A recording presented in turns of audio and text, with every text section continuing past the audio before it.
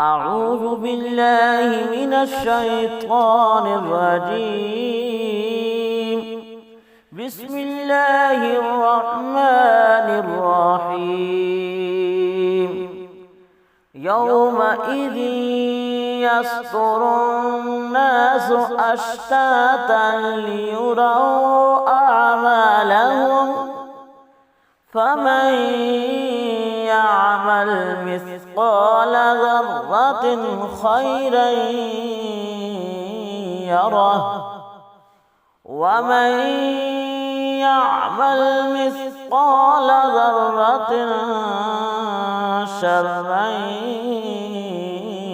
يره ومن يعمل مثقال ذرة شرا يره.